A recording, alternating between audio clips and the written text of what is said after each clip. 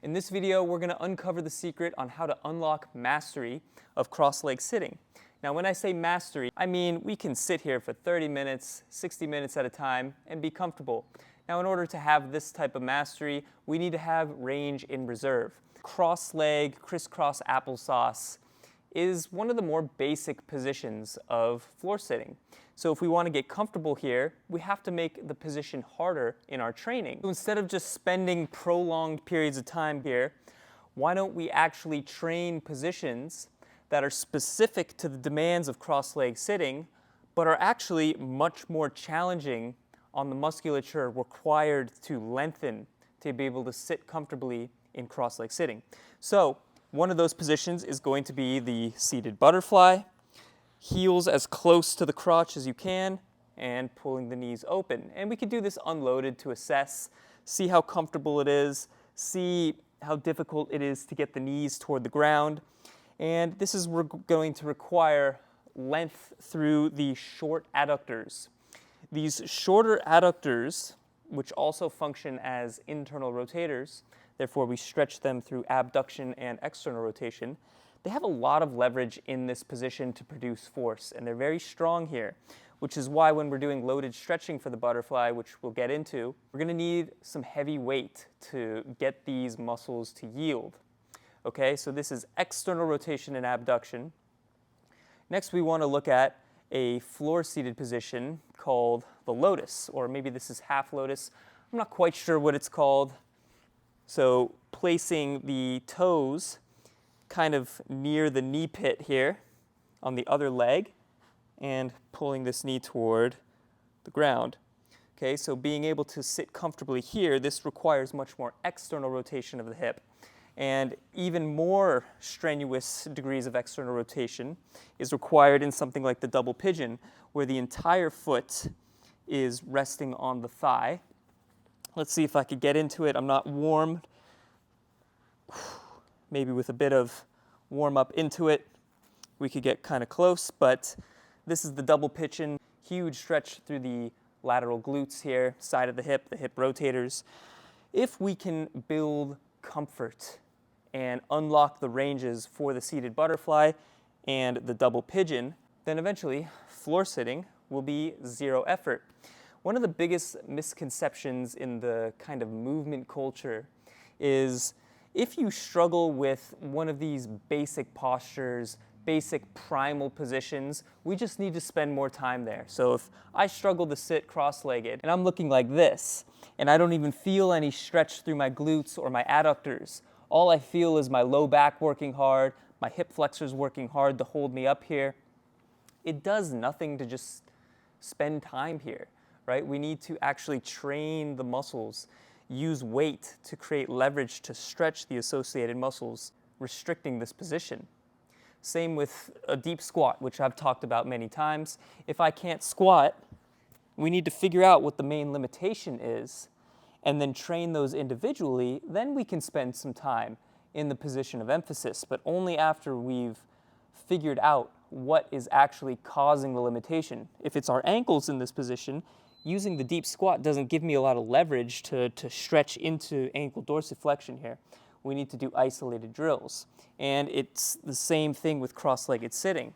So we need to figure out, is it our adductors? Most of the time, it is hip external rotation. I see this all the time. People want to get better in their seated butterfly and even the cross-leg sitting, and they'll just do a bunch of adductor stretches, like the frog, great stretch for the adductors, half split, but it's really not going to have a ton of carryover into the cross-legged sitting because we're not stretching the adductors through external rotation. And what can have even greater carryover is training your external rotation directly, getting some length into the hip internal rotators, such as the TFL, anterior fibers of the glute med and min, and even the inferior fibers of the glute max, which help adduct the hip in extension. In the first part of this video, we're going to go through exercises to improve your hip flexion and external rotation so we could sit more comfortably upright on the floor and improve our ability to work towards a double pigeon. And then after that, we're going to go through the seated butterfly and show some variations to where we can work towards getting our knees toward the ground in that position. This first progression to improving active external rotation, especially if you struggle to sit upright in this position, is going to be the side-lying, hand-assisted active external rotation. So we're going to start on our forearm and our knee directly in line with the hip. We're going to take this hand, pull it into as much passive external rotation as we can, and then hold. 2, 3, 4, 5, back down. If you're getting the foot relatively high, then what we could do is bring this knee into further flexion. You could see how this is more specific to that butterfly position because the knee is now outside the line of the hip. Okay, pull it up and hold. Okay, pull it up even more. We can start getting a bit more upright. We're going anywhere from 4 to 6 reps, 5 to 10 second holds here. Okay, and eventually we could do these in this half butterfly sit.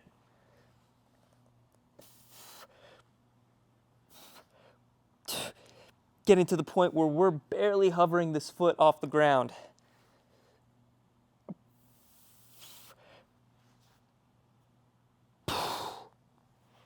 And once you can get to that point, then you're ready to do the seated figure 4 drill, which I'll show next as a progression. The purpose of this is to strengthen our external rotators in a shortened position where they don't have a lot of leverage to be strong, so that when we're loading our hip internal rotators at length, our nervous system feels more comfortable accepting new range of motion because we're strong on both sides of the joint.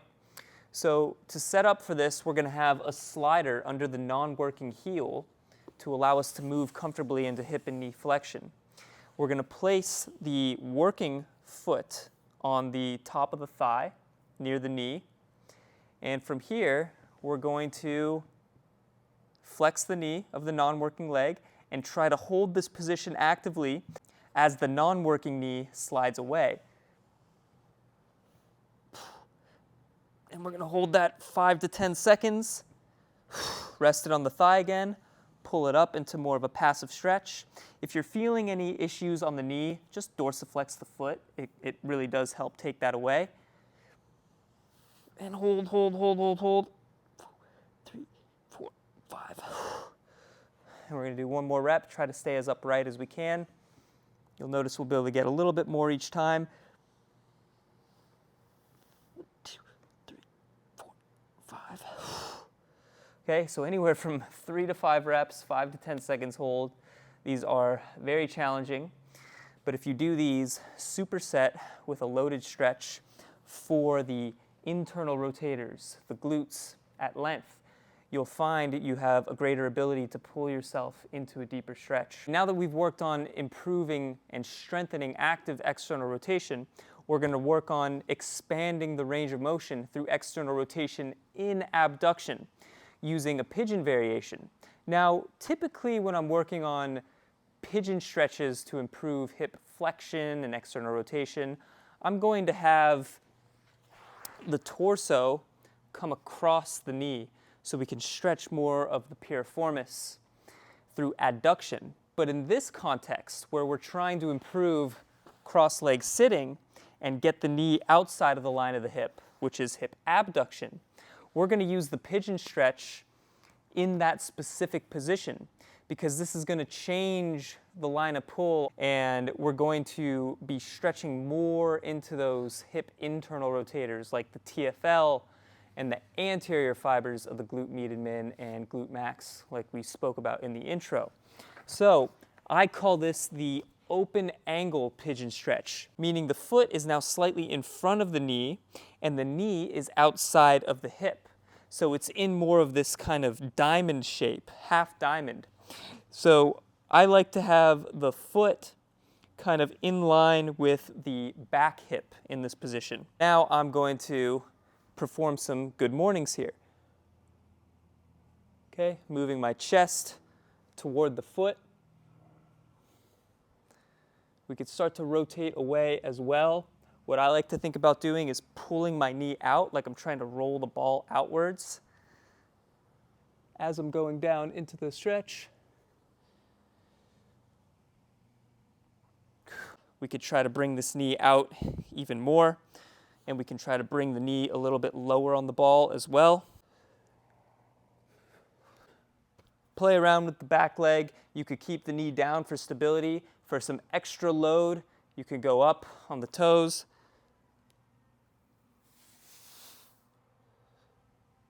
Be careful if you extend this knee too far. You might just feel this in the lateral hamstring.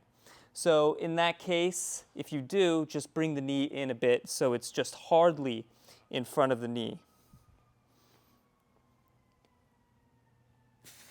Okay, rotating away if possible. Alternatively, you can do this in a seated 90-90 position with your hips elevated for a bit more leverage. Okay, so instead of going over the knee with your hinge, you could just go toward the foot. And that gives us a similar type of loading through those internal rotators. And again, I'm pulling this foot a bit ahead of the knee. You'll even feel this a little bit through your obliques. So you're just getting that whole lateral side under length, especially if you maintain that anterior pelvic tilt. Okay, once you've built up some proficiency with the open angle pigeon and you're able to move on from a medicine ball and use a low yoga block to place the knee, then I'd say you're in a good position to start working the double pigeon directly. And we're going to do this with added load. So pulling the foot on top of the knee. This one always starts out very stiff for me, so I have to work into it. We're going to use that weight to help push that knee down toward the foot. Okay, and then actively driving the foot into the thigh to pull the dumbbell up. And then slowly bringing the knee back down. And you can see I'm even leaning back and then leaning forward, just getting my torso involved. We could do about 10 to 15 reps with a final hold there at the end. Loaded double pigeon is very advanced, and when I had a high focus on my external rotation as I was training these a couple years ago, I actually developed the ability to get into the double pigeon and stay there for quite a while for free, just using that open angle pigeon stretch. So this is one of those exercises, the loaded double pigeon, that it just kind of helps build comfort there, but it's not a necessary exercise to actually develop the double pigeon. We can do that with more stable and isolated exercises like the open angle pigeon stretch. So as we mentioned before, the adductors can restrict your external rotation relative to the cross-legged sit as well. So we're going to go through seated butterfly progressions. Now, if your cross-leg sit is like this and you can hardly sit upright, you're going to want to sit on a yoga block when you do this. Now, this exercise does look kind of advanced, but it's very manageable for all levels. I have some of my older clients, people post-hip replacement, working on seated butterfly. It's an exercise that keeps giving. So you're going to have the yoga block just a few inches away from the wall, just so you have nice, good contact on the glutes. You're still going to have the feet on the ground. This allows you to stay as upright as possible because we want to try to generate that anterior pelvic tilt. Now, I do recommend that you still kind of keep some yoga blocks down and just kind of use them as targets, whether your knee reaches them or not. Now, I have about 30-pound dumbbells here. You kind of want to go as heavy as you can curl. Okay, so the heavy weight here is just going to give you some good leverage to pull the knees down, and again, using that active external rotation strength to assist you. When I'm pulling my knees down toward the ground, I'm like actively trying to get tall through my head, trying to move my head away from my pelvis. We could do anywhere from 10 to 15, even 20 reps, and then we're going to hold that final position Just really squeezing the glutes, using the weight to help push us into deeper range.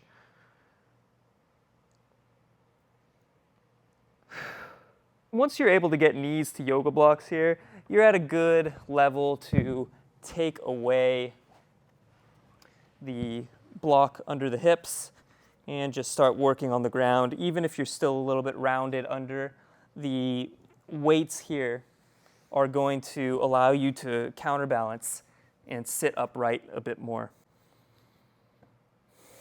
So once we're able to get our knees down to flat yoga blocks, now we want to start making the butterfly position harder, even if it feels like we're not quite ready for that. So instead of elevating our butt, now we're going to elevate our feet. Okay, I don't typically show myself getting into this position because it's so challenging and annoying. It takes a lot of time. But just so you guys can see my struggle, I'm going to make you watch me get into the position. So you want to find the right distance for the yoga block. I typically go about like a foot away from the back wall. Okay, have your dumbbells close by. You might not get this right the first time. Have the forefoot on the blocks, not the heel, because then once you sit down, the heel and the whole foot is just going to slide forward. So I have the upper half of my foot on the block. Okay, now I'm just going to sit down into it. My butt is still off the ground. I'm not fully down on the ground yet. The dumbbells are going to plop me there. Nice. I got my heels nice and close to the crotch. And from here, we do our active reps. To be honest, I got into that relatively quick. Usually it takes me some time. But after some practice, it'll become second nature. So I like to do a lot of high reps here. What I really like about this position is ankle inversion isn't as much of a limiting factor here, which it is in the floor variation. So oftentimes when you do, one or two sets with the feet elevated here, then you go back to the floor and you'll notice you're much deeper. Okay, so this is one way to make the position harder. What we can also do is place the block in between the feet. Again, get the heels nice and close to the groin. So you'll notice the knees are much higher in this position, and the stretch on the adductors is a bit greater. So this increases the demand of hip abduction, increases the demand of the adductors, whereas the foot elevated increases the demand of the hip internal rotators to lengthen. So it's more of a focus on hip rotation. This is more of a focus on hip abduction. If we do both, even in the same set, and then we retest that butterfly after, even with a bit of weight, lots of curls right now. It really increases the range of motion here. So I'm just doing a bit of contract, relax, seeing how low I could get, trying to get that anterior pelvic tilt. Deep breaths. If you can't breathe in the position, the weight's too heavy. Honestly, we want to use as heavy weight as we need to get deep, and then from there, instead of keep on loading weight heavier, we use less weight and see if we can achieve the same depth with lighter weight, which allows us to kind of get there without any external load. Okay guys, those are the exercises, but how do we implement them into our training? I'd recommend you train hip external rotation and abduction twice a week. Make it a priority in your training. If you're also limited in your hip extension and your hip internal rotation, put it all on maintenance. Okay, if we really want to get better at this, do a high number of sets. If we really want to optimize, then we're going to do 5 sets twice a week. Pick 3 exercises. So I would recommend we start with an active external rotation, a drill to improve that short range strength of external rotation, paired with a lengthening exercise, a drill to load the glutes and hip rotators at length, like the open angle pigeon. So maybe we're supersetting the side lying hand assisted external rotation with the open angle pigeon hinges or good mornings. And then we go into a seated butterfly variation. Maybe we start with the floor variation and then elevate the feet. And we just progress in range of motion over time. Give this time to work.